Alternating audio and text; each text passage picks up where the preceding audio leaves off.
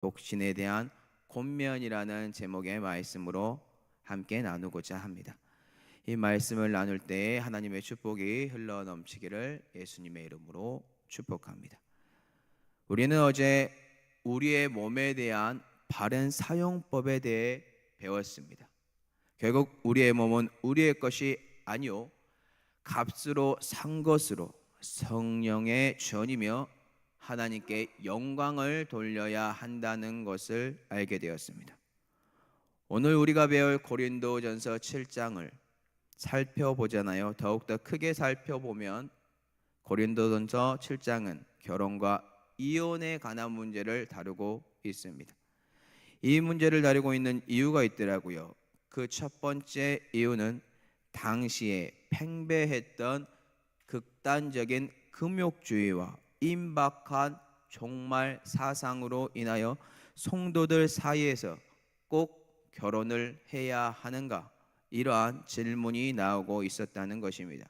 둘째는 그 당시에 성적으로 타락한 헬라 문화의 영향들이 고린도 교인들에게도 빈번했습니다.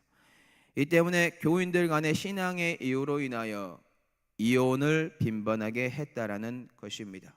그러한 배경 속에서 고린도 교인들은 결혼에 관하여 상당한 혼란을 겪고 있었기 때문에 이 문제에 대해 바울이 답을 제시해 주기를 원했습니다.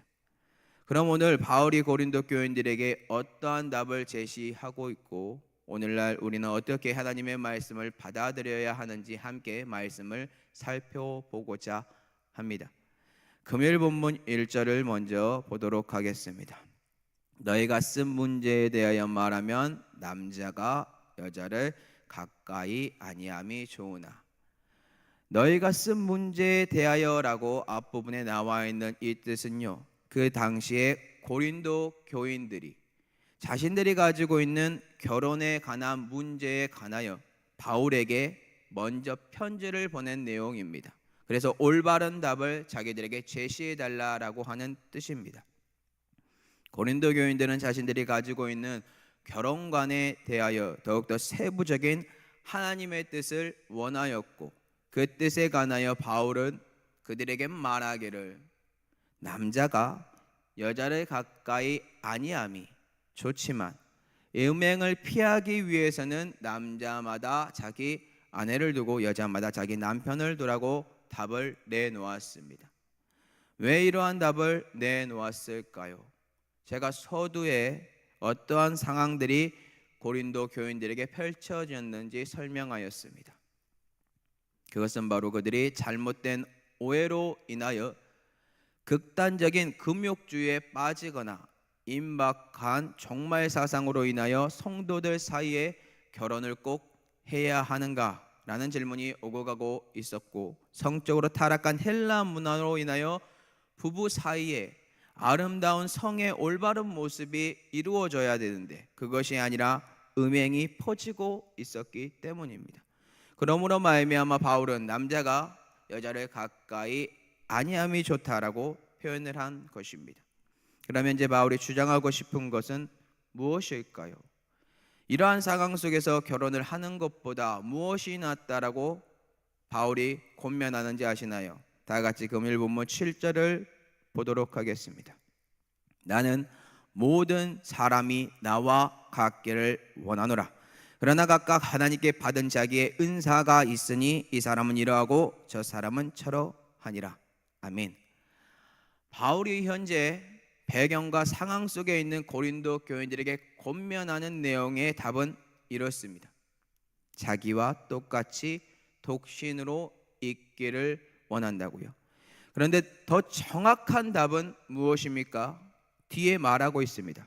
그 답은 고린도 교인들이 각각 하나님께 받은 자기의 은사가 있으니 이 사람은 이러하고 저 사람은 저러하기를 원한다라고 말을 정정합니다. 결국 주의 재림이 임박했다고 여기고 있는 상황이고 음란이 판을 치고 있는 현실에 놓여 있다면 결혼하지 않고 독신으로 있는 것을 권면하지만 바울은 곧이어 무엇이라고 우리에게 고백하고 있다고요? 이러한 의견조차도 성도 각자가 하나님께 받은 은사 안에서 결정될 문제라고 밝히고 있습니다. 결국 바울은 독신을 절대적으로 옹호한 것도 아니며 결혼을 반대하지도 않았다라는 것을 우리는 알 수 있습니다. 오히려 성도들은 하나님께 받은 자기의 은사 안에서 결혼이든 독신을 결정을 해야 한다라는 답을 제시하였다라는 뜻이지요. 그러면 왜 바울은 자신처럼 독신으로 있기를 원한다고 고백할 수 있었던 것인가요? 금일 본문에서 바울이 언급하고 있는 결혼 및 부부 생활에 관한 권면은 예수 그리스도의 절대적인 명령이 아니라 바울의 권면이기 때문입니다. 금일 본문 6절입니다. 그러나 내가 이 말을 함은 허락이요 명령은 아니니라. 바울이 이렇게 밝힙니다. 바울은 분명 자신의 말이라고 밝히면서 절대적인 계시가 아니라 현재 고린도 교인들이 처한 상황에 적용시켜서 그들의 질문에 답을 제시한 것을 밝히고 있습니다. 1절에 말하고 있는 너희가 쓴 문제에 대하여 바울은 그 답을 제시하고 있다라는 뜻입니다. 결국 우리는 각자의 은사에 따라 자신에게 주어진 은사 가운데 결혼과 독신을 선택한다라는 것을 기억하시면 좋을 것 같습니다. 그렇다면 음행이 난무하고 있는 고린도 지역에서 올바른 거룩한 성을 유지하기 위해서는 도대체 무엇을 해야 할까요? 답은 각자의 은사 가운데 결혼 또는 독신으로 있는 가운데 거룩함을 유지하면서 우리가 하나님의 성령의 전인 줄을 알고 하나님께 영광을 돌려야 한다라는 것입니다. 만약에 고린도 교인 중에 독신의 은사가 있는 사람이 있다면 여자들로부터 음행을 피할 수 있겠죠. 당연하겠죠. 하지만 독신의 은사가 없다. 그렇다면 그는 사단의 꾀임에 넘어지는 사람으로서 음행을 저지르게 되어 있기 때문에 하나님의 성전으로 거룩함을 유지할 수 없습니다. 영광을 돌릴 수도 없습니다. 이러한 사람들이 결혼을 했을 때 어떻다고요? 자신이 거룩함 속에서 올바른 모습을 계속해서 지켜나가야 하는데 하나님께 영광을 돌리는 결혼 생활을 하고 있지 않다라는 뜻입니다. 실질적으로 전체적인 성경관에서 말하고 있는 그런 결혼관은 어떤 겁니까? 남자와 여자가 만나 한 몸을 이루는 것을 말하고 있습니다. 그것을 기억하셨으면 좋겠습니다. 왜냐하면 창세기에서부터요, 하나님은 남자가 부모를 떠나 그의 아내와 합하여 둘이 한 몸을 이루는 것을 명하고 있으며 우리의 진정한 신랑이 예수 그리스도고 또한 거룩한 신부가 우리들이라고 알려주고 있습니다. 거룩함을 유지하는 방법, 하나님께 영광을 돌리는 방법, 그것은 곧 예수 그리스도를 바라보고 신랑 되시는 그분과 함께 신부된 우리가 올바르게 살아가야 한다는 뜻입니다. 또한 독신으로 있는 사람들을 바라보잖아요. 실질적으로 이 사람들은 독신으로 있지만 독신으로 있는 것이 아닙니다. 영적으로요, 예수 그리스도가 거룩한 신랑이 됐고 그와 합한 사람으로서 거룩한 신부가 되어 살아가고 있기 때문입니다. 그렇기 때문에 우리는 보편적인 성경관이 무엇이냐? 결혼을 전제로 하고 있는 교회를 설명하고 있다라는 것을 꼭 기억했으면 좋겠습니다. 그렇다면 이제 바울이 고린도 교인들에게 권면하고 있는 부부 간의 성은 어떻게 해야 하는 것일까요? 답은 상호 존중에 있는데요. 다 같이 금요일 본문 3절을 읽도록 하겠습니다. 남편은 그 아내에 대한 의무를 다하고 아내도 그 남편에게 그렇게 할지라. 아멘. 부부간의 관계는 상호 동등한 위치에서 책임과 의무를 지니고 있다라고 우리에게 알려주고 있습니다. 이는 그 당시에 여성들의 위치가 남성들보다 아래에 있다는 것 다 눈치채셨을 겁니다. 그것을 감안한다면 엄청난 충격적인 말씀이 아닐 수 없습니다. 하지만 실제로 성경은 창세기에서부터 아담의 아내인 하와의 돕는 배필로 소개하면서 어떻게 계속해서 설명합니까? 상호 동등한 위치이며 상호 보완적이며 상호 존중의 관계가 필요한 인간적인 관계라는 것을 알려주고 있습니다. 그렇기 때문에 우리는 부부간에 서로 존중하면서 사랑하면서 아름다운 성을 만들어 가야 한다라는 것입니다. 문제는 어디에 있을까요? 음행이라는 악함이 고린도 교인들에게 틈타고 있기 때문에 문제가 된다라는 것입니다. 음행이 무엇인가요? 육체적인 성적인 타락을 음행이라고 합니다. 그렇다면 부부가 사랑을 나누는 성의 아름다움의 모든 것들이 음행인가요? 아니죠. 거룩함이 유지되는 유일한 교회라는 것입니다. 그 교회를 유지하고 하나님께 영광을 돌릴 수 있는 유일한 보호막이 결혼이며 부부관계인데 남편이 아내에게 자신의 의무와 책임을 다하지 않는다. 그것은 범죄죠. 실질적으로 그 당시에 남자들의 권위가 높았기 때문에 아내들보다 남자에 의한 가부장적인 모습들이 난무했을 것입니다. 그러나 바울은 고백합니다.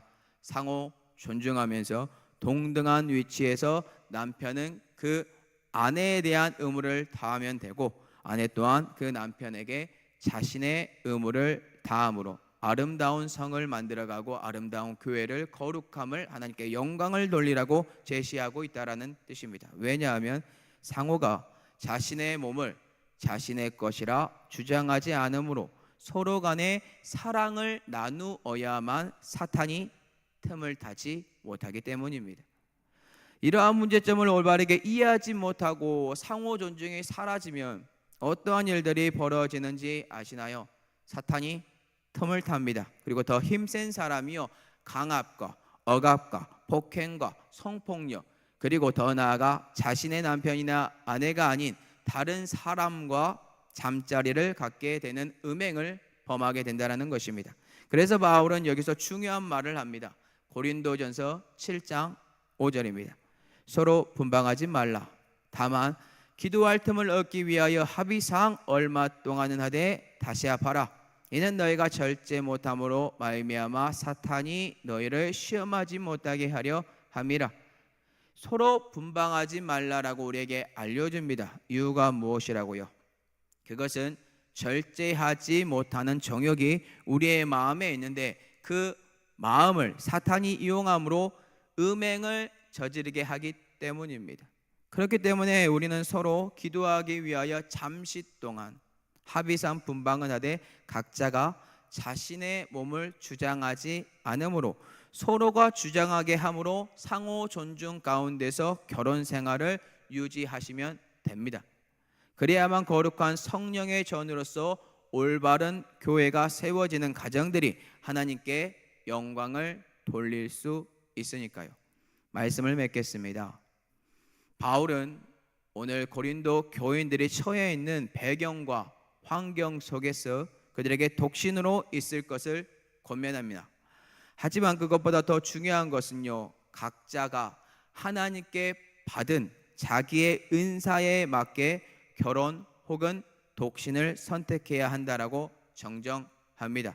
이유는 우리는 성령의 전으로서 하나님께 영광을 돌려야 하기 때문입니다. 결국 우리가 성령의 전으로서 하나님께 영광을 돌리기 위한 결혼 생활이 무엇인지 독신의 생활이 무엇인지 고민을 하되 만약에 결혼을 하였다면 남편과 아내가 서로 상호 존중 가운데서 자신의 몸을 자신의 것이라고 주장하지 말고 남편으로서 아내로서 의무와 책임을 꼭 다하시기 바랍니다. 그래야만 가정에 사탄이 틈타지 않으므로 음행이라는 더러움을 이길 수 있기 때문입니다. 오늘 우리가 거룩한 신부들이 되어 예수 그리스도께서 자신의 몸을 자신의 것이라고 주장하지 않고 우리에게 내어주신 것처럼 우리도 나의 몸을 나의 것이라고 주장하지 않고 내어줌으로 예수 그리스도와 한 몸이 되어 온전하고 거룩한 교회를 이루어 가심으로 각자의 가정과 생활 터전에서 자신의 거룩한 몸을 하나님께 더욱더 영광을 돌리는 저와 성도 여러분들이 되기를 예수 그리스도 이름으로 축복합니다.